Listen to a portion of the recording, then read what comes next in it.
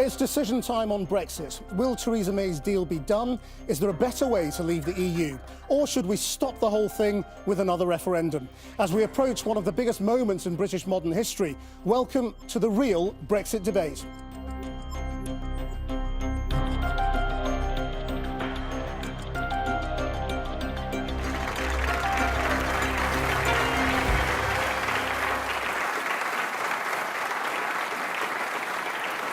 Good evening.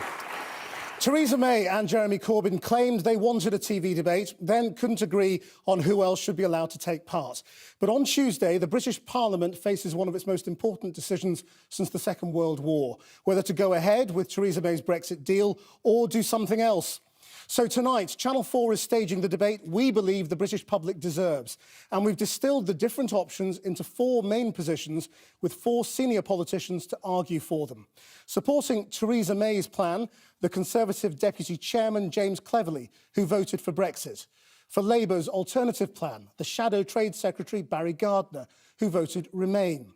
The Conservative Brexiteer Jacob Rees-Mogg, who wants what he calls a clean Brexit, even if it means no deal, and arguing for a people's vote, in her case to stop Brexit, the Greens' Caroline Lucas. In our audience, people of all ages and from all over the country, also supporting those key options.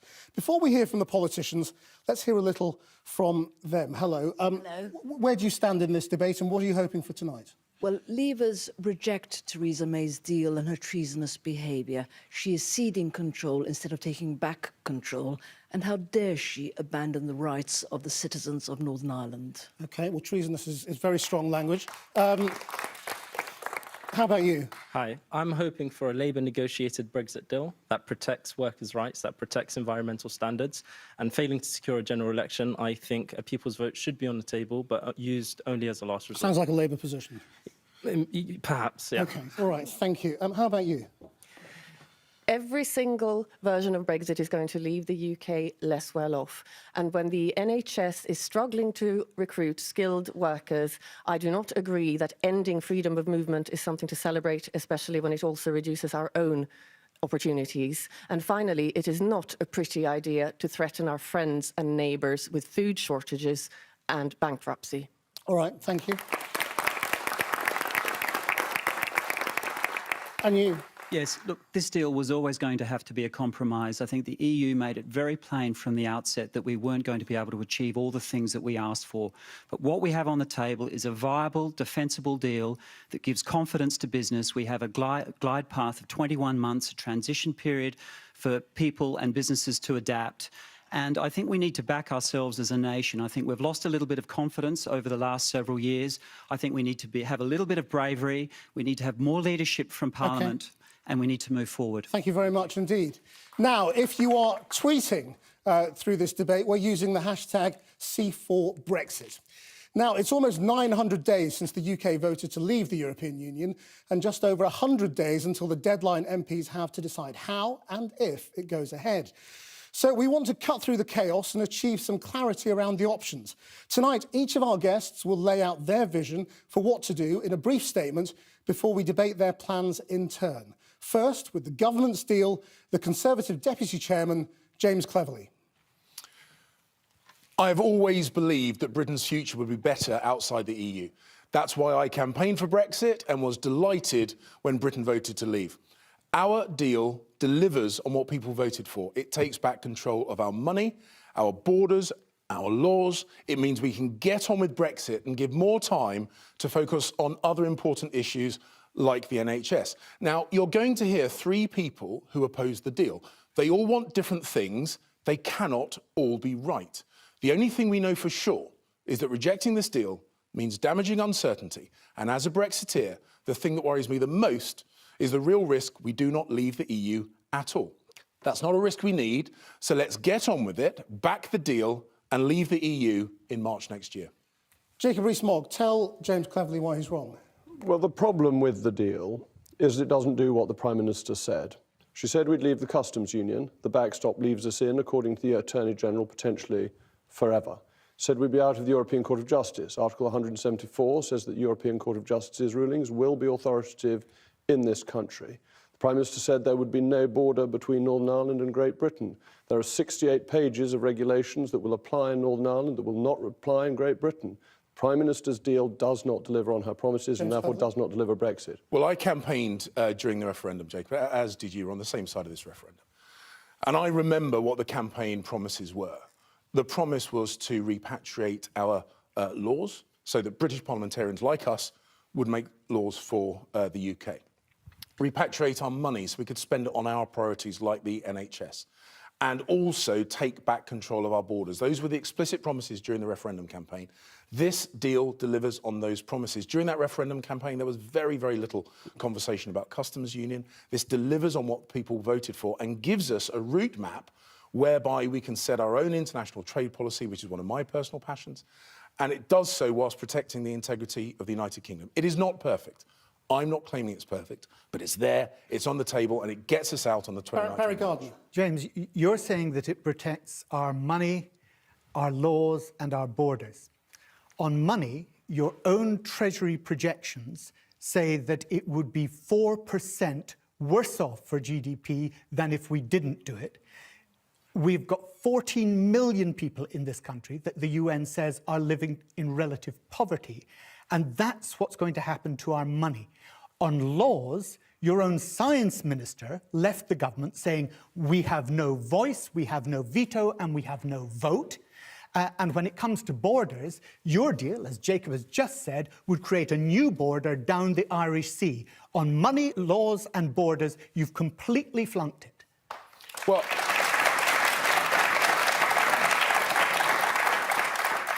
the deal that has been put forward gives us control over immigration policy for the first time in decades, gives parliamentarians the ultimate say on lawmaking, and more importantly, it enables British voters to eject us at elections if they don't like the laws we're passing, in a way that they can't at the moment. And actually, I'm glad that you want to talk about domestic policy, because actually what we've seen with Conservatives in government, we've seen unemployment fall, we've seen employment increase, we've seen wages grow faster than inflation, we have seen school results improving, and but we have seen... Can you address the specific questions, because you've ignored both of the points they made?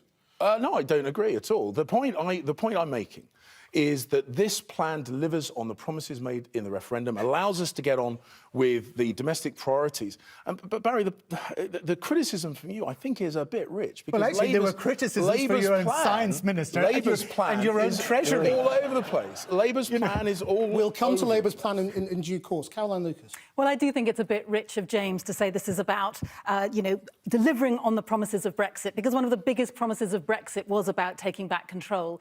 And what this is basically is the biggest handing over of control, because we won't actually be rule makers.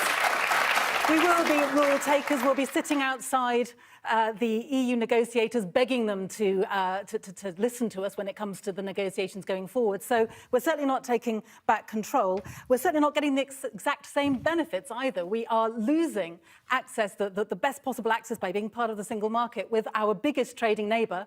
We're losing our access to those 65 different countries that the EU has free trade agreements with. You know, we know we're going to be a lot poorer as a result of your deal. But it's not only that. 22 ministers have been lost from Theresa May's government because they've basically looked at themselves in the mirror and thought this deal simply isn't going to work for the British people. So to have you stand here and try and defend it on the grounds of A, delivering promises, and B, delivering for the British people, I think is just fantasy, and you've got to face up to that. Well, you're factually wrong.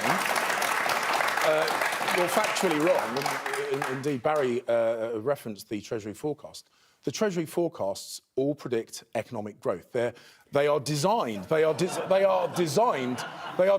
take the worst They case say that we scenario. would be They are 4% poorer than we would otherwise have been. And for a no-deal Brexit, it's 9.3% poorer.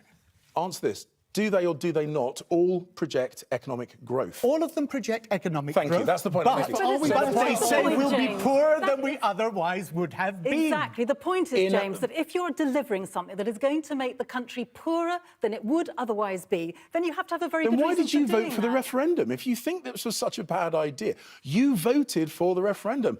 We all voted for the referendum, but there are two referendums. I voted for the referendum because I'm a Democrat, James, not because I wanted to have the kind of deal that you're putting forward now. There are two people here this evening who will perhaps disagree with how best to honour the referendum results. And there are two people who are going to argue to overturn that referendum result. And I think that is a fundamental breach of trust with the British people. You voted for that referendum. Barry, you voted for the referendum. But I've always said, and my party has always said, that we will respect the referendum result. So you can't pin that one on. Jacob Rees-Mogg. The problem is, James, that both you and the Prime Minister are saying things about the agreement that aren't actually in it. So if you look at Article 174, it gives supremacy to the European Court of Justice. When you look at Article 4, it says the agreement will be superior law in the UK in exactly the same way as all the previous European treaties have been. That cannot mean that we are taking back control of our laws. There are 68 pages of laws that will apply in Northern Ireland that will be adjudicated and made by the European Union. We will have no say in that 68 pages of rules. But Jacob, you know that all those instances are entirely temporary during the transition period or in the event of a backstop. But the backstop isn't temporary. I'm sorry to interrupt, but the Attorney General has said in the advice that Parliament pulled out of him, like pulling a tooth, in that evidence, he said that the backstop could be permanent. There was nothing in the treaty or international law to end it. My understanding, he said the backstop, he said Article 50 gives no provision for the backstop to be permanent. Article 50 does not lead to a permanent backstop. But there is no unilateral exit, is there? There is no unilateral exit. We knew that. I mean, so you can only get out with agreement. Anyone that read the document knows that there was no unilateral exit clause. But the point you've always made is that any deal, and I know your preferred option, which is the managed no deal, that would still require deal making because there's money changing hands for that. Could you just answer Jacob Rees-Mogg's point about the European Court of Justice? He's right, isn't he? It's temporary. To say it's temporary, but for an indefinite amount of period that may go on forever. But it won't go on forever. The Hong Kong agreement was temporary for 99 years. And actually, in the agreement, what you've said is 20 blank. Let him answer. Let him answer.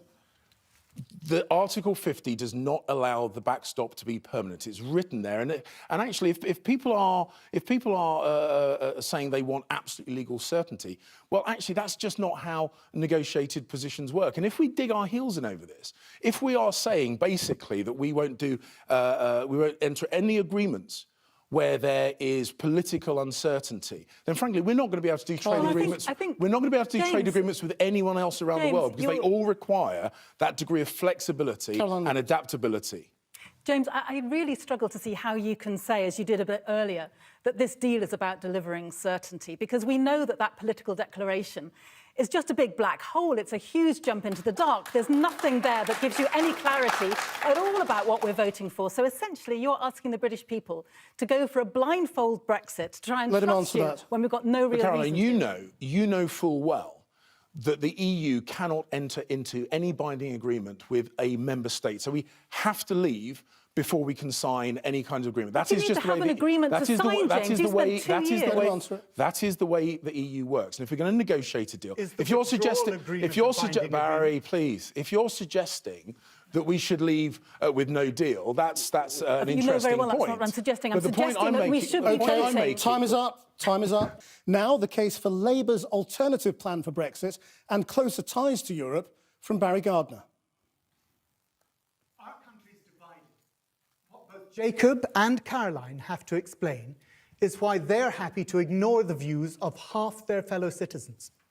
What Theresa May has to explain is why, after 2 years, she's brought back a deal that even her closest allies think would damage the UK.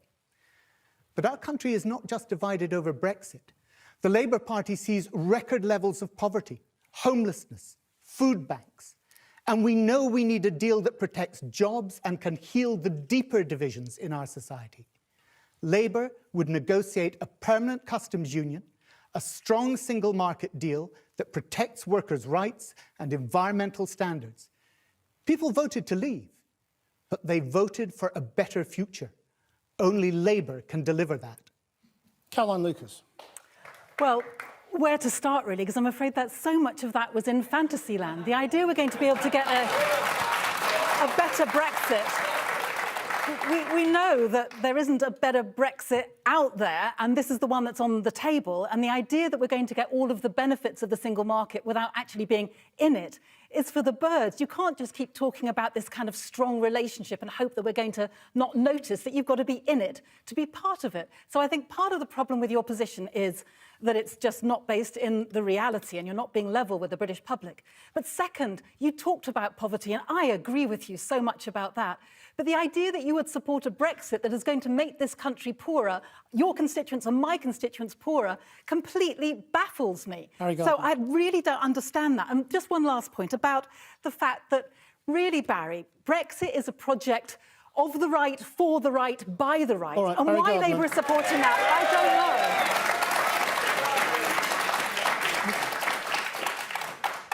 You may dismiss many people in this country who voted for Brexit as right-wingers. I don't have the same contempt for those people who voted. Right? Many of them are good working people who voted for my party, and probably many of them for yours, Caroline, for a long, long time. But they felt that they were not being heard in Europe. Exactly. They felt that things were going wrong. Now, I agree with you. The Tories' deal, the Tories' Brexit deal, will make people worse off. That's why what Labour is offering is a much wider How will you package. get it? Can I come back? And how will you get it? Because your leader hasn't even been Are you saying, Barry Gardiner, within that his a own Labour... party. Hang on. Barry, are you saying Labour could negotiate a deal in which Britain would be better off after Brexit than we are in the European Union? I'm saying that we can, if we have a Labour government, what we would have is we would then have a new strategy Would we be around better that. off? We could be better off Than now? if we have a Labour government which is then able to take the protections for making sure that we have aid for our communities, aid for our public services, under this investing deal, in Barry. it, Jacob, putting it's not in a national infrastructure All right, fund, you say yes. putting in national development The banks, unicorns are over regional there. development banks that we... Sorry, that's not... You see, it's unicorn fantasy land if you're in, but if you're out of the EU and you can do those things, if you can put in that regional infrastructure, then the very people who have felt that Brexit, that the European Union left them behind and wanted Brexit because they felt left behind, will see that under a Labour government, what we can have is a country Jacob that is Rees-Mogg. being reunited. But this doesn't work, does it? Because in your introductory comments, you said we should stay in the customs union, and be in the single market. That's being in the European Union. And if you're in the European Union, you can't have state aid because the state aid rules prohibit it. And the EU's made it absolutely clear in the backstop, as it stands, that if you're in the backstop, if you're in the customs union, you can't have the state aid rules. So if Labour wants the state aid rules, it can't have the Brexit you outlined. If you're... Of course, Jacob, what you've talked about is the customs union. And that, of course, is precisely what's wrong with James's backstop arrangement. It has the customs union that you get locked into, where you couldn't do any independent deals, but you couldn't do any deals other than that the EU did for you. So what's the difference between the customs union and what we've customs said is union? that we would negotiate a new customs union. And what would be the difference? In which the UK had a say on any future trade agreement. But the EU hasn't agreed to that with anybody, James has Cleverly. it? exist. Hang on, James Cleverly. This is a pick and mix of all the fantasy positions to try and please absolutely everybody. The Labour Party, Barry, you know this, you're riven down the middle. You yourself... You're telling me that we're riven down the middle? You yourself said remaining in a customs union would be a bad idea. You said that staying in the single market wouldn't be delivering Brexit and could lead to civil unrest. And you're now standing here advocating it. Why the change of position? No, it's not, actually. Because Why the change of position? What I said, as you well know, James, is that if we were to stay in the customs union, where we didn't have the freedoms of being able to have a say in our future trade agreements, if we were to stay in the single market, what we said is that we want a strong relationship with the single market, a strong Like deal. who? Give me a pattern, give me a model. Is there any country in the world that has that relationship, even with the EU? Yes, indeed. Switzerland for one, Liechtenstein for another, Norway for another. So, yes, there are. It really doesn't have the same kind of access for those countries. And I want to say one thing in particular that's why to you. That's why we Because, want Barry, better you're access. dreaming. Because we're the fifth largest You're economy dreaming. in the Can world. I wanted to raise a different point too, Barry, because I think I think one of the reasons that so many Labour voters who do not want this way forward, the majority of them, so many of them are concerned because they see you really selling out the future of our young people. Young people overwhelmingly voted to remain, and I don't think that they're going to forgive you if, in a sense, what you do is take away their future from them. And what you're doing with freedom of movement, I think, is catastrophic. You know, I think the idea of freedom of movement, being able to... The fact that you're selling out on freedom of movement... Absolutely not. You do not want freedom of movement, Barry. And I think freedom of movement is a wonderful gift in order to be able to live and to love and to study and to travel in 27 other countries. What we have said on freedom of movement is we have recognised the fact that if you are no longer a member of the European Union, freedom of movement comes to an end. What we have, and we were the first to argue for citizens' rights, both our citizens in the European Union and citizens from the European Union here being guaranteed those rights in the future. We are the party that has always criticised this government because of the way in which they've set their economic policy to chime with some stupid, arbitrary immigration caps that they put on. And we're not. What we have said is that we will always have our immigration policy, a fair, reasonable immigration policy in line with the economic needs of our country, but not free so that we prosper. But you're asking for things that the EU has clearly said it will not give. It perceives the customs union, the single market, as benefits of membership. I think they're the poison of membership. That's a separate matter. They have said you cannot have the benefits of membership without freedom of movement and without the jurisdiction of the European Court. So in what sense have you left? You're basically saying we should stay but ignore all the EU's rules. They won't have it. Jacob, look, you know very well that in any trade agreement that you conclude that trade agreement by an alignment of your rules and regulations. And that's why President Trump wants us to align our rules and regulations. That means to deregulate them in line with the way in which America operates. So you'd have the chlorinated chicken. You'd have the defects level handbook that allows 11 rat hairs every 50... Stick to your own plan, not his. Come on. Well, I'm not an advocate of rat hairs, as it I'm happens. explaining precisely why what Jacob is saying is wrong. Because when he says, oh, we want the freedom to be able to set our own rules, if you want a trade agreement with the United States, you won't get that. Because Wilbur Ross, the Trade Secretary, and Donald Trump have both clearly said, if you want to deal with the United States, you have to align your rules with ours and move them away from the European Union. You're making it sound as if you really don't want to do international trade deals. No, not at all. So which countries do you want to do?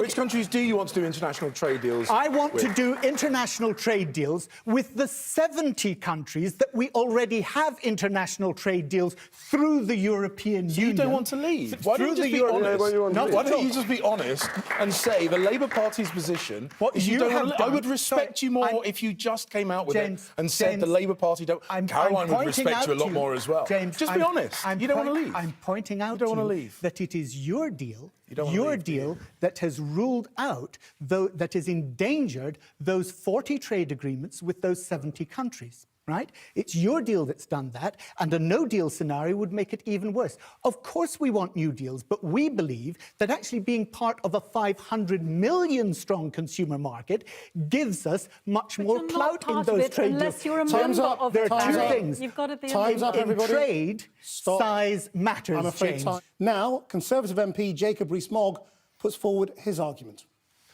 This is about trust. Before the referendum, all sides agreed that they would abide by the result and that they would implement it.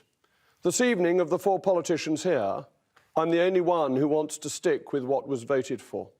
Just think if it had been a Remain result. Would we be talking about hard Remain or soft Remain? No, we would simply have remained. And the same should apply to Brexit. People voted for it, and it should be delivered. The economics is very important. But the economics is not all one way. The EU is a failing economic model, and 90% of future global growth is going to come from outside the European Union. But the issue today is trust. Will politicians do what they promised, or will they run away from their promises? Barry Gardiner. Jacob, it's not the hedge fund managers that are going to suffer by your sort of Brexit, is it? It's the people who are working in manufacturing industries, who are working in sectors that rely on a just-in-time supply chain. It's they who are going to lose their jobs. And in your style of Brexit, it's they who are going to see their rights eroded. Can you tell us and tell the audience about Plan A Plus that you were at the launch of just a few days ago? Plan A Plus said that you wanted to end limits on the hours that people in this country can be asked to work, to end the precautionary principle in environmental protections, say yes to pesticides residues, yes to hormone-disrupting chemicals and GMOs, remove the parity pay for posted workers. That means that workers who come from abroad can't undercut workers who are already here. These are the things that your style of Brexit is all about, and that is why the public will absolutely reject it. There are two things to say. First of all, the hedge fund managers, by and large, didn't vote for Brexit. They voted for Remain. It's people up and down this country, 17.4 million, who voted for them. And if you want tougher regulations on X or on Y, win an election and implement them. Let that be decided by the British Parliament. It doesn't. That's what we're asking for. That's what we're asking for. We have a regular series of elections, but this is the failure of ambition for the Labour Party. You think that you can't win elections and therefore you must get Europe to implement regulations that you like. This should be done by you domestically, because you may not be able to win elections. But you don't want those regulations. You want to cut them. You want to deregulate. We can decide. The gentleman's right. It should be up to our democracy to decide. And as it happens, I think that most people would decide to maintain the workers' rights that we have in this country. But that's a democratic choice for the British people. I would maintain most of them. I wouldn't maintain the working hours one. One of the points that Jacob made, which I think is absolutely spot on, he said that the EU regard the customs union and the single market as the jewels in their crown. And this is why I'm actually less fearful of the backstop than perhaps some of my good friends and colleagues. Because Jacob and others think it's a trap that we can never get out of, but the EU think it is a palace that we will never want to leave. They think that having single market and customs union access without freedom of movement and without money is all our Christmases come at once, which is why I ask, why would they want to lock us into what they think is the best of both worlds, when actually you and I both know that they are really very uncomfortable with giving the UK access to the single market and the customs union without the money and without freedom of movement? Unfortunately, this argument is all too redolent of the one put forward by Conservative politicians over the years, saying Europe is going our way, and now it's going to move in a British direction and we can be more comfortable, don't worry. The EU gets everything it wants with us in the customs union.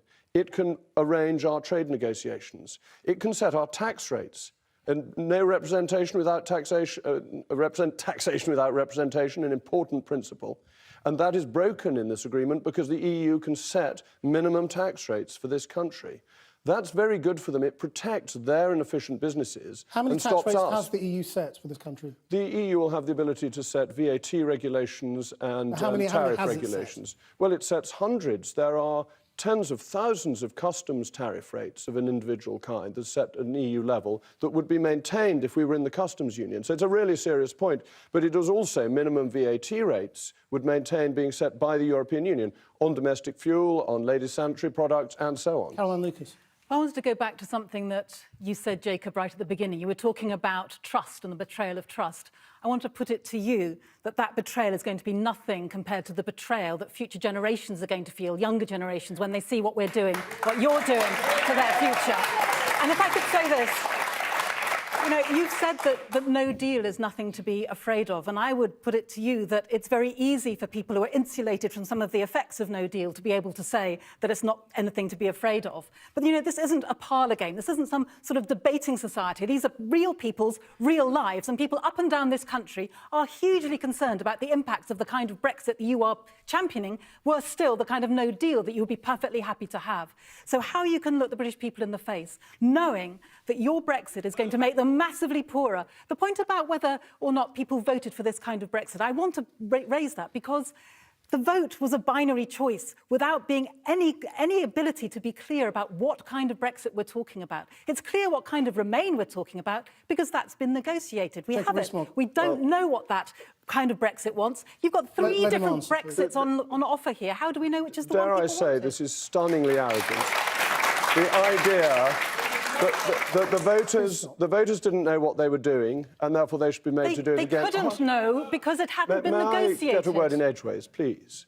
But that also that these unborn people might vote to remain in the European Union. They're not here. Voting is done by the people who turn up, not future generations who may think completely different things. Their views are unknowable. They haven't even been formed to have views. I'm talking about people who are young now, whose futures are being closed down by your kind of Brexit. What you're talking about is your view, which you then apply to other people, and you were going on for generations as yet unknown. What I'm dealing with, can I just finish this one sentence? I'm dealing with 17.4 million people who won, and this is a loser's vote that is being advocated by people who don't like the fact they're lost. Barry Gardner. Look, I think we should try and get the debate onto sort of much more courteous terms. But you talked about trust, Jacob. And one of the things that you and your party have been saying is that you want to see security, cooperation maintained, that you want to have frictionless trade in the EU, and particularly that in terms of trust, we must ensure that we honour the international agreement that we already have, which is the Good Friday Agreement. Your deal, your non-deal, doesn't deliver on any of that. I don't think that's right. The Good Friday Agreement is actually not delivered on by the government's deal because it gives a different status to Northern Ireland within the United Kingdom without the approval of the people of Northern Ireland. But you would see a hard border come back in Northern Ireland? No, I wouldn't. There's absolutely no reason for a hard border, even under EU regulations. EU rules require, for example, that food checks are done at the border. It's not in Rotterdam, this is 25 kilometres away from the border. But Jacob, these things do not require hard border infrastructure. It's not actually the EU here that we're talking about. It's under World Trade Organization rules, most favoured nation trading status. If you're allowing people from the UK and Northern Ireland to import goods into the south or the other way, that means that you are treating them. You have to give the same deal to everybody else. I need to answer that because you may not have been keeping up with the news over the last couple of days, but the World Trade Organization itself has denied that any rule of it requires enforcement of a hard border in Northern Ireland. No, it doesn't. Sorry. The WTO. No. Azevedo has indeed said that, but I must make this point because you know the truth of this, Jacob. We've got to move on. Azevedo said that. So it's been said by the World Trade Organization, but Labour doesn't want to take it. The World Trade Organization chief... It seems to be quite authoritative. Hold on, because the World Trade Organization chief also said that you can't unilaterally drop the tariffs. There is most favoured nation trading trading status under WTO rules, and you would have to do that or lose your capacity to have independent trade deals. Which is it, Jacob? You can unilaterally drop your tariffs to everybody, but you can't do it separately unless, under Article 24 of the GATT, you are negotiating a free trade deal, which we'd be very likely to be doing with the European Union. But everybody else would have free. Jacob has made the point that he believes that there are technical solutions, there are administrative solutions, which means that we won't need a hard border between the Republic of Ireland and Northern Ireland. That's one of the exit clauses from the backstop. So you can't be fearful of being trapped in the backstop, but also say we have the escape key because they are contradictory. Okay, you're arguing for your own deal again. But... Yes, I am. Well, of course. That's why I'm supposed to be questioning him. That's why I'm here. The truth of the border is the UK, the EU and the Irish have said they do not want and will not implement a hard border. Who is doing this? Are we borrowing Donald Trump's wall in Mexico and putting it up? There is no demand for a hard border. You know perfectly well if there are different regulations, you have to have a border to stop smuggling. You do. Time's up. That's it, I'm afraid. We've heard the main arguments for how we should leave the European Union. Now, the Green Party MP Caroline Lucas has 45 seconds to tell us why she believes a people's vote, which could result in us staying in the EU, is the right way forward. Well, one thing that is already clear from tonight is that this decision can't be left to the politicians. We simply don't agree. I'm sure many of you at home are screaming at the television in despair. And that's why I want you to have your say. We, all of us, know so much more now than we did 2 years ago. And a people's vote would be your first chance to vote on the facts. Now, we're going to have to live with the consequences of this decision for decades to come, and it will affect young people most of all. So let's just be sure. Let's vote on this together as a country. Don't leave it to the Westminster elite to decide for you. James Connolly.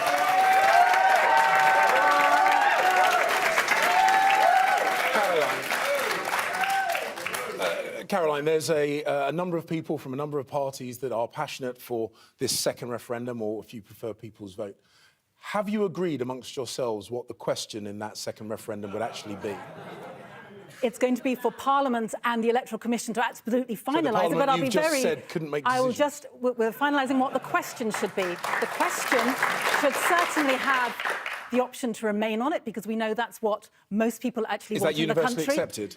And what we're going to put against that would be, presumably, the deal that Theresa May has done. What I will say we will not put on that ballot paper, though, is either no deal at all, because I think that would be reckless, and because no deal doesn't really mean anything. No deal still has to be negotiated in some way, and we don't know what that looks like. So we don't want some kind of abstract concept on there. What we want, I think, is a choice between remaining or the deal that Theresa May has managed to negotiate. But you haven't answered. You haven't answered my simple. No, you haven't answered my simple. Remain and Theresa You haven't May. answered my simple yes/no question. Is there agreement amongst the people campaigning for a second referendum? Is there agreement on what the question should be, yes or no?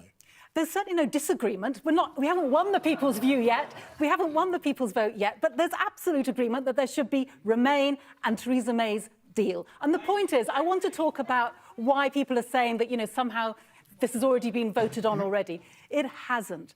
People have not had the opportunity to actually look at the detail of the deal. And that's what they should have. Because basically, when you see the information, you've got so many more facts, you've got so much more information than we had 2 years ago, then this is the first opportunity people will have to actually vote on those facts.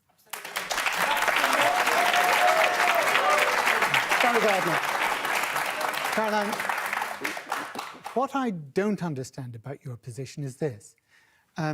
You and I agree that there's so much that we need to tackle in this country. Homelessness, universal credit, poverty. Look at the state of the world in terms of what's happening at the moment in climate change and meeting our climate targets that you and I both care about. Exactly. So why is it that you're saying that if this deal fails, we shouldn't have a general election? That seems the way to actually solve this problem. I'll tell you exactly why, Barry. Because, I will tell you exactly why. Let her Let me answer. just finish. You've asked me a Let her question. answer. I would be the first person to love to have a general election and get rid of this awful government. Absolutely. But Absolutely. on the issue of Brexit, the sad truth is it's not going to help us, because we know that what you're going to put in your manifesto right now on Brexit isn't so very different from what the government has. So that doesn't help us resolve that particular issue. I'm But glad what I you know do what's want to going talk in our about- manifesto, What Caroline. I want to talk about is Siobhan? the issue of poverty, because I massively agree with you that many people who voted Leave, were voting because they think the status quo in this country is intolerable. And it is. We're a country of grotesque inequalities. But the way that we solve those inequalities is not to make all of us poorer and crash the economy. What we have to do is to tackle that head on, and that is exactly what the people's vote would do. If you get a second vote and lose that, how long will it be before you ask for the third? I mean, that's a silly kind of question, to be honest. What we're talking about is the original vote to say, do you want to leave or do you want to remain? And then you look at the detail, just as trade unions do when they might decide to go on strike, and then there's negotiations and someone comes back and says, do you like this deal? That's not the sense that you're going to go on doing it again and again. If you're buying a house or moving to a new flat and you suddenly find that the surveyor's report tells you that it's falling apart with dodgy wiring and holes in the roof, you've got every right not to take that particular flat. And it's the same principle. Did you call for a second referendum before the first referendum? Did you say if we You lose... did. What? No, I didn't. You did. In 2011, you did, Jacob Rees-Mogg. You did. I've got it written down here. You said, Jacob, you said... I said David Cameron should have had one to get a mandate before negotiating. It might make more sense, Jacob, to have the second referendum after the renegotiation is complete. I rest my case. This was... unfortunately wrong renegotiation. That was David Cameron's renegotiation, and he didn't go down that route. But you didn't say you wanted a second referendum. You said you'd accept the result. Then you lost, and now you don't want to. And the 17.4 million people who voted to leave, who you're talking about, and you're saying they're disappointed and upset with the way the country is running, will be more upset if they're voting. You can't ask questions, you can only answer them. Do you... Well, I think that the will of the people can change. That's something different between us. But the democratic process is part of an ongoing issue. It doesn't get decided on one day. Isn't there a fundamental dishonesty, though, in your position on this? Yeah. Because you say you want a people's vote, you want to give the choice back to the people. Yes. You want to remain. Exactly. Wouldn't it be more pretend. honest to say, I'm a Remainer and I want to remain? I'm saying both of those things. I'm not ashamed of saying that I still think that there's So a where better, does greener, brighter democracy future. come in, Caroline? Because I'm not Where does dictating the democracy outcome of come that in? vote. The vote will be dictated by the people who actually vote. And you cannot undermine... Please don't shout out, because we can't hear everybody. You at the same cannot time. undermine the will of the people by having a vote of the people. Actually, you go back to the people and you check James they're Cleverly. happy. And if they are, we go ahead and we leave. But if they're Caroline, not, there should be a right to Caroline, remain. you voted for the referendum.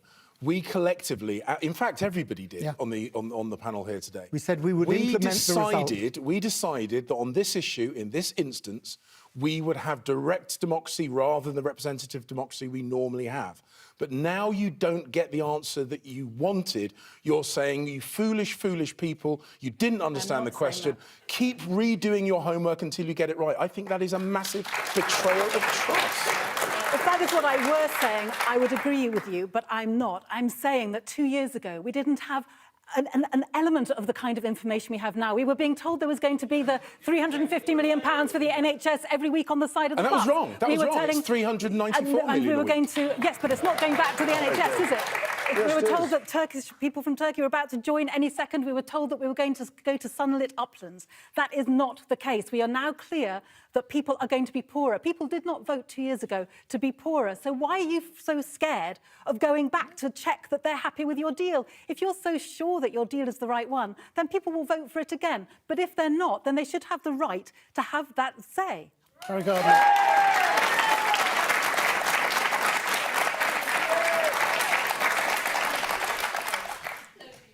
The truth is that when a Prime Minister no longer commands a majority in the House of Commons, then they cease to function as a Prime Minister. And that's when actually, and actually it's interesting to see Jacob nodding at this point, because he knows the constitutional position, and that is what it should be. If the Prime Minister loses this vote on Tuesday, the only decent, the only honourable thing for her to do is to call a general election, to stand aside, and that is the real people's vote. That is when the people will decide, and they will not just decide, they won't just decide on the little things about the Brexit deal, they'll decide on every one of the policies of austerity that have made people poor for the past 8 years. The Brexit deal is going to affect the future for generations to come, and the tragedy of this, Barry, is that the opposition is not actually being a rigorous opposition. They are basically a very pale, alternative. We were the ones who insisted on us having Tuesday's vote. Brexit in your manifesto. We are the ones that insisted. As will the Conservatives. Rees-Mogg, briefly. We've had 3 votes. We had David Cameron's vote in 2015 to get a mandate for a referendum. We had the referendum, and then a general election when both the Labour Party and the Conservative Party said they would carry out the result of the referendum. Lost her majority, didn't you notice? She had a massive, the Labour Party said it would carry out the result of the referendum in a different way, but nonetheless it said it would do that. We have had 3 democratic votes, expression of will by the British people. Why is your view better than theirs? It isn't, and I would like to tell you that there is a majority in every single constituency now for a people's vote. I rest my case that I think the will of the people has changed over the past 2 years, and let's check by going back to them. But the point about the general election is that you can't say that the election in 2017 was somehow a mandate for Brexit. I don't know if you noticed, but Theresa May lost her majority, she lost her mandate, she lost her credibility. Time's up. What we need now is a people's vote. Caroline Lucas, thank you. Now, at the start of this programme, we heard from the hopes and fears of some of the members of this audience. Let's just speak to a couple of them now. What do you make of what you've heard? I, like the majority of voters, voted to leave in 2016. And the only way that I see that we are going to leave is to go to the WTO regulations. I cannot see either of the Labour or the... Thank you. Yes. Well, I'm a Labour member and I'm also a Remainer, and I cannot vote in the next election, the snap election that you want to call, for a Labour Party that will not have a people's vote in its manifesto. I can't. How about you? I cannot support a no-deal Brexit under any circumstances. It would be an absolute tragedy for the UK. And if this government won't give us a people's vote, then unfortunately Theresa May's deal is the only one that we have out of necessity. Thank you. Last word. 30 months ago, I voted Leave. I've completely flipped. I vote Remain now. I think it should be a people's vote. This wasn't the Leave I voted for. At times like this, I align myself with the great philosopher Kylie Minogue with Better the Devil You Know. Thank you. Well, our panellists have one more chance to state their case. 20 seconds each. First, in support of a people's vote, Caroline Lucas.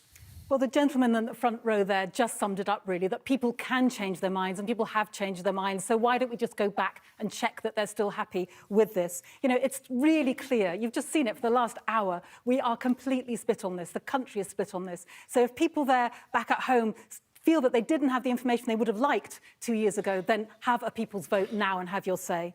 Jacob Rees-Mogg.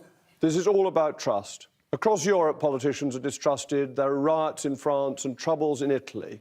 Everybody agreed to accept the result of the referendum. Now Theresa May has said one thing and come back with a deal that does another. The Labour Party has 6 versions of motherhood and apple pie, and the re-vote is simply a loser's vote. Thank you. We should have trust. Barry Gardner. This government has failed. Their botched deal would destroy jobs, it would undermine rights and protections, and it would rip our country in half. We believe that you deserve better. Labour's vision is for a country at peace with itself and at peace with our neighbours in Europe. Thank you. Labour's deal secures your job and your future. James Cleverly. What we've seen here is 3 people who plan to vote against the deal for completely different reasons. Jacob, like me, wants to leave. Caroline wants to stay, and no one really knows what the Labour Party want to talk.